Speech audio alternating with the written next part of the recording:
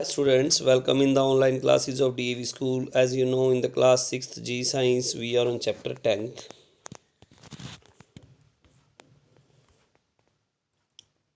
Today, we are on last question of part D. And first part is a bullet fired from the gun. तो हमने इसमें energy बतानी है कौन सी होगी. तो यहाँ होगी हमारी kinetic energy. The wound up spring of a toy car. तो जो वाउंड अप स्प्रिंग है टॉय कार का वो पोटेंशियल एनर्जी होगी. The water stored at a height in a tank. तो उसमें होगी potential energy. A moving bus kinetic energy. State two different uses of light energy. The two different uses of light energy are photosynthesis by green plants and light is necessary for seeing an object. Light का जो use होगा कहाँ light energy का, photosynthesis जो होती है green plants के द्वारा उसमें, और लाइट जो है नेसेसरी है ऑब्जेक्ट्स को देखने के लिए. Now we have part E, question answers. And the first one is there any difference between applying a force और doing work? क्या कोई डिफरेंस है अप्लाइंग फोर्स को अप्लाई करने में और वो काम को करने में? Give reason for your answer. Applying a force is like a cause and doing work is like a result of that cause. Apply force को अप्लाई करना एक कारण है और उस कारण का जो रिजल्ट निकलेगा वो डूइंग वर्क होगा. Force can be applied without work being done but work can not be done without applying the force. Force apply की जा सकती है चाहे काम ना भी हो, लेकिन काम को होने के लिए फोर्स अप्लाई करनी पड़ेगी. Explain by giving an example that moving object can do work. Example के द्वारा बताइए कि मूविंग ऑब्जेक्ट जो है काम करते हैं. When the stone hits window pane, it break the glass of the pane. जब कोई स्टोन है किसी विंडो पेन पे हम फेंक के मारते हैं, हिट करता है उसको, तो वो उसको तोड़ देता है. This happens because the work of being done by the moving stone. क्योंकि यह क्यों होता है? क्योंकि मूविंग ऑब्जेक्ट ने, मूविंग स्टोन ने अपना काम कर दिया है. This example shows that the moving object can do work. यह दिखाता है कि मूविंग ऑब्जेक्ट जो है काम करते हैं. A porter keep stand at a place while holding a suitcase of mass 30 kilogram over his head for 5 minutes. 5 minute तक पोर्टर जो है खड़ा रहा 30 किलोग्राम वेट लेकर अपने सर पे, और सर पे. Has he done some work. क्या उसने कुछ कार्य किया? Give reason for example. When someone is standing with some object on his head he does not doing a work.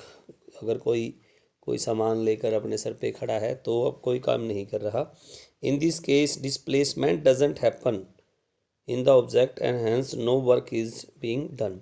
इस केस में कोई डिस्प्लेसमेंट नहीं हो रहा है, वो कहीं मूव नहीं कर रहा है, कोई डिस्प्लेसमेंट नहीं हुआ. दैट्स वाई हम ये मानेंगे कि कोई काम नहीं हुआ.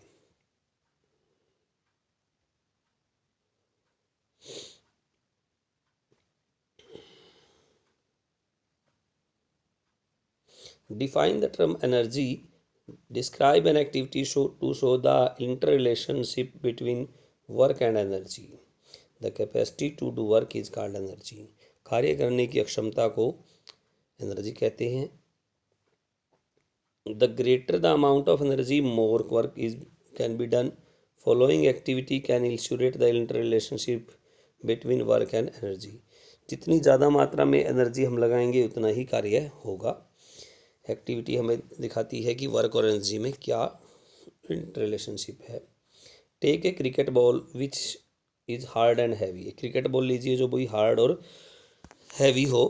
Take a deep pan and fill it with sand. एक पैन लीजिए, उसमें क्या कीजिए, कोई बर्तन लीजिए, उसके अंदर आप सैंड भर दीजिए. Now drop the ball in the pan from a height of 1 metre. अब क्या कीजिए, बॉल को ड्रॉप कीजिए 1 मीटर की ऊंचाई से. Observe and measure the size of depression which is formed in the sand because of fallen ball.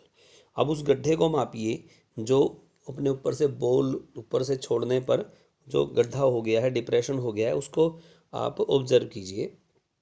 After that drop the ball of pan from height of 2 metre. उसके बाद क्या कीजिए, ball को 2 metre की ऊंचाई से गिराइए।